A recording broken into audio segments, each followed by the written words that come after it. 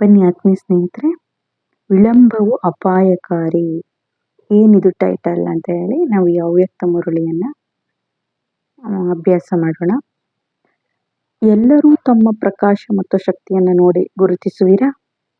ತಾವು ತಮ್ಮಲ್ಲಿ ಪರೀಕ್ಷಿಸುವ ಶಕ್ತಿಯ ಅನುಭವ ಮಾಡುತ್ತೀರಾ?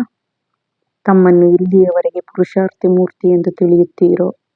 ಇಲ್ಲಿಯವರೆಗೆ ಅಥವಾ ಸಾಕ್ಷಾತ್ ಮತ್ತು ಸಾಕ್ಷಾತ್ಕಾರ ಮೂರ್ತಿ ಎಂದು ತಿಳಿಯುತ್ತೀರೋ ಅಥವಾ ಅನುಭವ ಮಾಡುತ್ತೀರೋ ಅಥವಾ ಇದು ಅಂತಿಮ ಸ್ಥಿತಿ ಎಂದು ತಿಳಿಯುತ್ತೀರೋ? ಈಗೀಗ ತಮ್ಮ ಭಕ್ತರು ತಮ್ಮ ಸಮ್ಮುಖದಲ್ಲಿ ಬಂದರೆ ತಮ್ಮ ಮುಖದಿಂದ ಅವರ ಯಾವ ಮೂರ್ತಿಯ ಸಾಕ್ಷಾತ್ಕಾರವಾಗುವುದು? ಸಾಕ್ಷಾತ್ಕಾರ ಮೂರ್ತಿ ಸದಾ ಸಂಪೂರ್ಣ ಸ್ಥಿತಿಯ ಸಾಕ್ಷಾತ್ಕಾರ ಮಾಡುವಿರಿ. ಆದರೆ ಈಗ ಒಂದು ವೇಳೆ ಯಾರಾದರೂ ಎದುರಿಗೆ ಬಂದರೆ ಅವರಿಗೆ ಈ ರೀತಿ ಸಾಕ್ಷಾತ್ಕಾರ ಮಾಡಬಲ್ಲಿರಾ ಅಂತ ಹೇಳಿ ಚೆಕ್ಕಿಂಗ್ ಹೇಳ್ತಿದ್ದಾರೆ ತಂದೆ. ತಮ್ಮ ಪುರುಷಾರ್ಥದ ಏರಿಳಿತದ ಸಾಕ್ಷಾತ್ಕಾರ ಅವರಿಗೆ ಆಗೋದಿಲ್ಲ ಅಷ್ಟೆ. ಅಂದ್ರೆ ನಿಮ್ಮ ಪುರುಷಾರ್ಥ ಏರಿಳಿತ ಇದೆ ಅನ್ನೋ ಸಾಕ್ಷಾತ್ಕಾರ ಅಂತೂ ಈಗ ಆಗಲ್ಲ ತಾನೆ ಅಂತ ಕೇಳ್ತಾ ಇದ್ದಾರೆ. ಫೋಟೋ ತೆಗೆಯುವಾಗ ಯಾರಾದರೂ ಅಲುಗಾಡಿದ್ರೆ ಫೋಟೋ ಸರಿಯಾಗಿ ಬರುವುದೇ? ಇದೇ ರೀತಿ ಪ್ರತಿಕ್ಷಣ ತಮ್ಮ ಫೋಟೋ ತೆಗೆಯಲಾಗುತ್ತಿದೆ ಎಂದು ತಿಳಿಯಿರಿ. ಫೋಟೋ ತೆಗೆಯುವಾಗ ಎಲ್ಲ ಪ್ರಕಾರದ ಗಮನ ಕೊಡಲಾಗುವಂತೆ ತಮ್ಮ ಮೇಲೆ ಸದಾ ಗಮನವಿಟ್ಟುಕೊಳ್ಬೇಕು. ಒಂದೊಂದು ಕ್ಷಣ ಈ ಸರ್ವೋತ್ತಮ ಅಥವಾ ಪುರುಷೋತ್ತಮ ಸಂಗಮಯುಗದ ಡ್ರಾಮಾ ರೂಪದ ಕ್ಯಾಮ್ರಾದಲ್ಲಿ ಎಲ್ಲರ ಫೋಟೋ ತೆಗೆಯಲಾಗ್ತದೆ. ಅದೇ ಚಿತ್ರದ ನಂತರ ಚರಿತ್ರೆ ರೂಪದಲ್ಲಿ ಗಾಯನ ಇರ್ತದೆ ಮತ್ತು ಈಗಿನ ಭಿನ್ನ ಭಿನ್ನ ಸ್ಥಿತಿಯ ಚಿತ್ರ ಭಿನ್ನ ಭಿನ್ನ ರೂಪದಲ್ಲಿ ಪೂಜಿಸಲ್ಪಡುತ್ತದೆ. ಎಲ್ಲ ಸಮಯದಲ್ಲಿ ತಮ್ಮ ಚಿತ್ರ ಡ್ರಾಮಾರೂಪಿ ಕ್ಯಾಮ್ರಾದ ಮುಂದೆ ತೆರೆಯಲಾಗ್ತಿದೆ ಎಂಬುದನ್ನ ಸ್ಮೃತಿಯಲ್ಲಿಟ್ಟುಕೊಳ್ಳಿ. ಇಲ್ಲಿ ನೋಡಿ, ಇಲ್ಲಿ ಮುಖ್ಯವಾಗಿ ಎ ಬಿ ಸಿ ಅಂತ ಹೇಳ್ತಾರೆ ತಂದೆ. ಒಂದು, ನಾನು ಆತ್ಮ, ಬಾಬಾನು ಆತ್ಮ.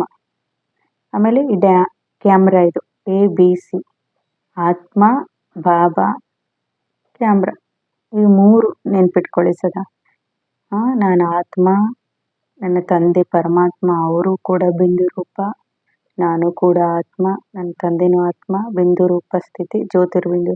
ಮತ್ತೆ ಈ ಕ್ಯಾಮ್ರಾ ಡ್ರಾಮಾ ರೂಪಿ ಕ್ಯಾಮ್ರಾ ಏನಾಗಿದೆ, ಸದಾ ನನ್ನ ಎದುರಿಗಿದೆ, ನನ್ನ ಅಟೆನ್ಷನ್ ಆಗಿ ಇರಬೇಕು ಅನ್ನೋದನ್ನ ಸ್ಮೃತಿಯಲ್ಲಿ ಇಟ್ಕೊಳ್ಳಿ ಅಂತ ತಂದೆ ಹೇಳ್ತಿದ್ದಾರೆ. ಈಗಿನ ಒಂದೊಂದು ಚಿತ್ರ ಒಂದೊಂದು ಚರಿತ್ರೆ ಗಾಯನ ಮತ್ತು ಪೂಜೆಗೆ ಯೋಗ್ಯವಾಗುವುದು. ಅಂದ್ರೆ ನಾವು ಈ ಸಂಗಮ ಯುಗದಲ್ಲಿ, ಪುರುಷೋತ್ತಮ ಸಂಗಮ ಯುಗದಲ್ಲಿ ಇಲ್ಲಿಯೂ ತಾವು ನಾವು ಯಾವ ಪದವಿ ಪಡೆಯಲಿದ್ದೀವಿ? ಪುರುಷೋತ್ತಮ ಪದವಿಯನ್ನ ಅಲ್ವಾ? ಇಲ್ಲಿಯೂ ತಾವು ಹೇಗೆ ಯಾವುದೇ ನಾಟಕವನ್ನು ರಂಗಮಂಚದ ಮೇಲೆ ಮಾಡುತ್ತೀರಿ ಮತ್ತು ಸಾಕ್ಷಾತ್ಕಾರ ಮಾಡಿಸುವಾಗ ಎಷ್ಟು ಗಮನ ಕೊಡ್ತೀರಿ, ಅದೇ ರೀತಿ ಬೇಹದ್ದಿನ ರಂಗಮಂಚದ ಮೇಲೆ ಪಾತ್ರ ಅಭಿನಯಿಸುತ್ತೀರಿ. ಇಲ್ಲಿ ನೀವು ಎಷ್ಟು ಭಕ್ತರಿಗೆ, ಪ್ರಜೆಗಳಿಗೆ ಅಥವಾ ಎಷ್ಟು ನೀವು ತಮ್ಮ ಸಾಕ್ಷಾತ್ಕಾರವನ್ನ ಮಾಡಿಸ್ತೀರಿ, ಅದೇ ರೀತಿ ಈ ಭವಿಷ್ಯದ ಸತ್ಯಯುಗದಲ್ಲಿ ನೀವು ಪಾತ್ರವನ್ನ ಅಭಿನಯಿಸ್ತೀರಿ ಅಂತ ತಂದೆ ಹೇಳ್ತಾ ಇರೋದು. ಇಡೀ ವಿಶ್ವದ ಆತ್ಮಗಳ ದೃಷ್ಟಿ ನನ್ನ ಕಡೆಗಿದೆ. ಈ ರೀತಿ ತಿಳಿಯುವುದರಿಂದ ಸಂಪೂರ್ಣತೆಯನ್ನು ಧಾರಣೆ ಮಾಡುವಿರಿ. ತಿಳಿಯಿತೆ? ಸಹಜವಾಗಿ ಬೇಗನೆ ಸಂಪೂರ್ಣರಾಗಲು ಒಂದು ಸ್ಲೋಗನ್ ಸದಾ ನೆನ್ಪಿಡಿ. ಅದು ಯಾವುದು? ಹೋಗುವುದು ಮತ್ತು ಬರುವುದು. ಇದು ಸರಿ. ಆದರೆ ಹೋಗುವುದು ಹೇಗೆ? ಸಂಪೂರ್ಣರಾಗಿ ಹೋಗುವುದಾ ಅಥವಾ ಹಾಗೆಯೇ ಹೋಗುವುದಾ? ನೋಡಿ, ತಂದೆ ವಿನಾಶ ಆಗ್ತದೆ ಅಂತ ಏನೋ ಹೇಳಿದ್ದಾರೆ. ಆದ್ರೆ ಯಾರ್ಯಾರ ಅಂತ್ಯ ಯಾವಾಗಿರ್ತದೋ ಅದಕ್ಕೆ ಅಂತ್ಯಮತಿ ಸೋಗತಿ ಅಂತ ಕೂಡ ಹೇಳಿದ್ದಾರೆ. ನೀವು ಅಂತಿಮದಲ್ಲಿ ತಮ್ಮ ಸಾವು ಹತ್ರ ಬಂದಾಗ ನೀವು ಯಾವ ನೆನಪಲ್ಲಿ ಇರ್ತೀರೋ ಅದೇ ನಿಮಗೆ ಮತ್ತೆ ಮುಂದೆ ಬರುತ್ತೆ ಅಂತ ಹೇಳಿ, ಅದಕ್ಕೋಸ್ಕರ ಇಲ್ಲಿ ತಂದೆ ಎವ್ವೆ ರೆಡಿ ಆಗಿರ್ರಿ ಅಂತ ಹೇಳಿ ಈ ಮಾತುಗಳನ್ನ ಹೇಳ್ತಾ ಇರ್ತಾರೆ. ಈ ಹೋಗೋದು ಬರೋದು, ನಿಮ್ಮ ದೇಹದಿಂದ ಭಿನ್ನ ಆಗೋದು ಮತ್ತೆ ದೇಹಕ್ಕೆ ಬರೋದು, ಇದು ಪಕ್ಕ ಆಗಿದೆಯಾ ಅಂತ ತಂದೆ ಕೇಳ್ತಿದ್ದಾರೆ. ಅದಕ್ಕೋಸ್ಕರ ರಾಜಯೋಗವನ್ನ ಹೇಳ್ಕೊಟ್ಟಿದ್ದಾರಲ್ವಾ ತಂದೆ. ನೋಡಿ, ಅವ್ಯಕ್ತ ಮುರಳಿಗಳನ್ನ ಮಾಡ್ತೀನಿ. ಈ ಅವ್ಯಕ್ತ ಮುರಳಿಗಳನ್ನ ತಿಳ್ಕೊಂಡ್ಮೇಲೆ ಈ ರಾಜಯೋಗವನ್ನು ಕೂಡ ನಾನು ಹಾಕ್ತೀನಿ ಯೂಟ್ಯೂಬ್ನಲ್ಲಿ. ಮುರಳಿಯನ್ನ ತಿಳಿದೇನೆ ಮಾಡಿದ್ರೆ ನಿಮಗೆ ಅಷ್ಟು ಸರಿಯಾಗಿ ಅರ್ಥ ಆಗೋದಿಲ್ಲ. ಅದಕ್ಕೆ ಏನ್ ನೆನ್ಪಿಟ್ಕೋಬೇಕು ಅಂತ ತಂದೆ ಹೇಳ್ತಿದ್ದಾರೆ. ವಿಳಂಬವು ಅಪಾಯಕಾರಿ. ಅಂದ್ರೆ ನಾವು ಎಷ್ಟು ತಡ ಮಾಡ್ತೀವೋ ಅಷ್ಟೇ ನಮ್ಮ ಅಂತ್ಯ ಯಾವಾಗಿದೆ, ವಿನಾಶ ಆಗೋದಿರ್ಲಿ, ನಮ್ಮ ಅಂತ್ಯ ಯಾವಾಗಿದೆ ಅನ್ನೋದೇ ನಮಗೆ ಗೊತ್ತಿರಲ್ಲ ಅಲ್ವಾ? ಈಗ ಇತ್ತೀಚೆಗೆ ಮೊನ್ನೆ ಇನ್ನೂ ಒಂದು ಏನಾಯ್ತು, ವಿಮಾನ ಬಿತ್ತು. ಅಫಘಾನಿಸ್ತಾನದಲ್ಲೋ ಎಲ್ಲೋ ಬಿತ್ತಲ್ವಾ? ಅವರ ಅವರೆಲ್ಲ ದುಡ್ಡಿತ್ತು ಎಲ್ಲ ಇತ್ತು, ನಾನು ಇನ್ನೂ ಚೆನ್ನಾಗಿರ್ತೀನಿ ಅಂತ ಅನ್ಕೊಂಡಿದ್ರು. ಆದರೆ ಅವರ ಅಂತ್ಯ ಹೀಗೆ ಆಗೋಯ್ತು. ವಿನಾಶ ಆಗೋದಿರಲಿ, ಅಷ್ಟರೊಳಗೇನೆ ಅವ್ರ ವಿನಾಶ ಆಯಿತು ಅಲ್ವಾ. ಯಾರ್ಯಾರ ಅಂತ್ಯ ಯಾವಾಗಿದೆಯೋ ಅಂತ್ಯಮತಿ ಸೋಗತಿ. ಅಂದರೆ ಅಂತಿಮದಲ್ಲಿ ನೀವು ಯಾವ ಪುರುಷಾರ್ಥ ಮಾಡ್ತಾ ಇರ್ತೀರೋ, ಯಾರ ನೆನಪಲ್ಲಿ ಇರ್ತೀರೋ ಮತ್ತೆ ಅಲ್ಲೇ ಹುಡ್ತೀರಾ ಅಂತ ತಂದೆ ಹೇಳೋದು.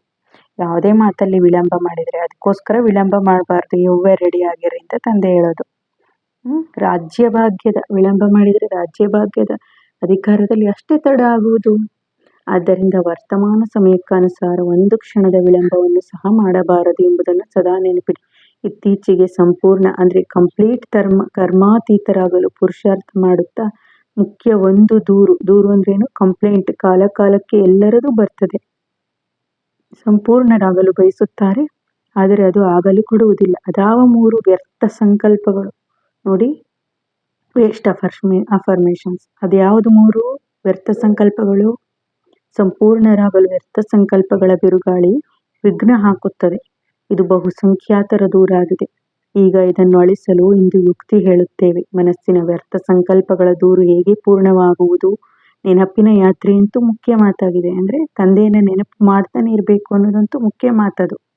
ಅದು ಬಿಟ್ಟರೆ ಆದರೆ ಇದಕ್ಕಾಗಿ ಭಿನ್ನ ಯುಕ್ತಿ ಇದೆ. ಅದ್ಯಾವುದು ಅಂದರೆ, ದೊಡ್ಡ ಮನುಷ್ಯರ ಕಡೆಗೆ ತಮ್ಮ ಎಲ್ಲ ಸಮಯದ ಕಾರ್ಯಸೂಚಿಯ ಡೈರಿ ಇರ್ತದೆ. ಅಂದರೆ ಉದಾಹರಣೆಗೆ ಮೋದಿ ಏನೇನು ಮಾಡ್ತಾರೆ ಅನ್ನೋದನ್ನ, ಬೆಳಗ್ಗಿಂದ ಏನೇನು ಮಾಡ್ತಾರೆ ಅನ್ನೋದನ್ನ ಈ ಮೀಡಿಯಾದವರೇ ಆಗಲಿ ಕೆಲವರೇ ಆಗಲಿ ಗಮನ ಇಟ್ಟು ನೋಡ್ತಾ ಇರ್ತಾರಲ್ಲ ಎಷ್ಟೋ ಜನ ಈ ದೊಡ್ಡ ವ್ಯಕ್ತಿಗಳನ್ನು.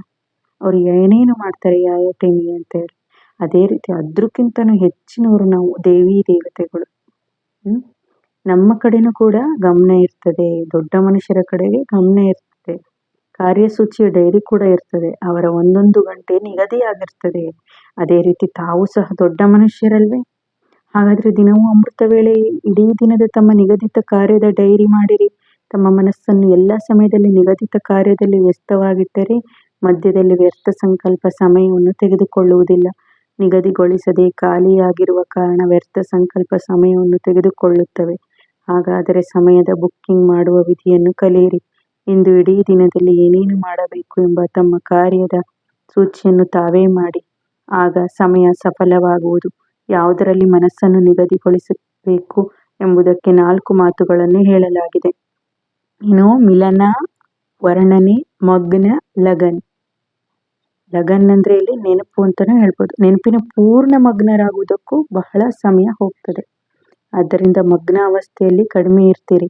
ಆದ್ದರಿಂದ ಲಗನ್, ಮಗ್ನ, ಮಿಲನ ಮತ್ತು ವರ್ಣನೆ. ವರ್ಣನೆಯಾಗಿದೆ ಸೇವೆ, ಅಂದರೆ ವರ್ಣನೆ ಮಾಡೋದು.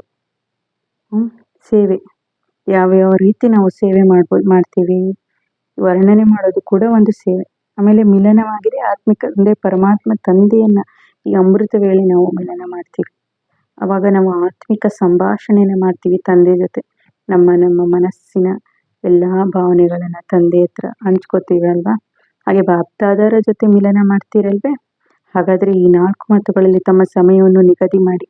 ಪ್ರತಿದಿನ ತಮ್ಮ ದಿನಚರಿಯನ್ನು ನಿಗದಿಗೊಳಿಸಲು ಎಲ್ಲ ಸಮಯದ ಕಾರ್ಯಸೂಚಿ ನಿಗದಿಯಾಗಿದ್ದರೆ ಮಧ್ಯದಲ್ಲಿ ವ್ಯರ್ಥ ಸಂಕಲ್ಪಗಳು ತೊಂದರೆ ಕೊಡುವ ಸಮಯವೇ ಉಳಿಯುವುದಿಲ್ಲ.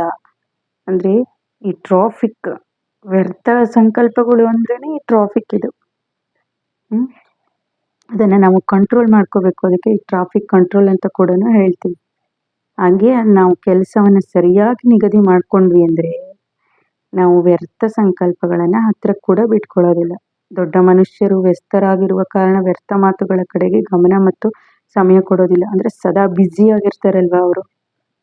ಈ ವ್ಯರ್ಥ ಮಾತುಗಳು ಕೆಲವೊಂದು ಬೇರೆ ಏನಾದರೂ ತಲೆ ಕೆಡಿಸ್ಕೊಂಡೇ ಇರೋ ಮಾತಿಗೆ ಅವರು ತಲೆನೇ ಕೆಡಿಸ್ಕೊಳ್ಳೋದಿಲ್ಲ, ಸಣ್ಣ ಪುಟ್ಟ ಮಾತಿಗೆ. ಅದೇ ರೀತಿನೇ ಇದು. ಅದೇ ರೀತಿ ತಮ್ಮ ದಿನಚರಿಯಲ್ಲಿ ಸಮಯವನ್ನು ನಿಗದಿಗೊಳಿಸ್ಕೊಳ್ಳಿ. ಇಷ್ಟು ಸಮಯ ಈ ಮಾತಿಗೆ, ಈ ಸಮಯವನ್ನು ಈ ಮಾತಿಗೆ ಕೊಡುವುದು ಎಂದು ತಮ್ಮ ಕಾರ್ಯಸೂಚಿಯನ್ನು ನಿಶ್ಚಿತ ಮಾಡಿಕೊಳ್ಳಿ. ಆಗ ಈ ದೂರು ಸಮಾಪ್ತಿಯಾಗಿ ಸಂಪೂರ್ಣರಾಗುವಿರಿ ಅಂತ ತಂದೆ ಹೇಳ್ತಾರೆ. ಅರ್ಥ ಆಯ್ತಾ? ಓಂ ಶಾಂತಿ.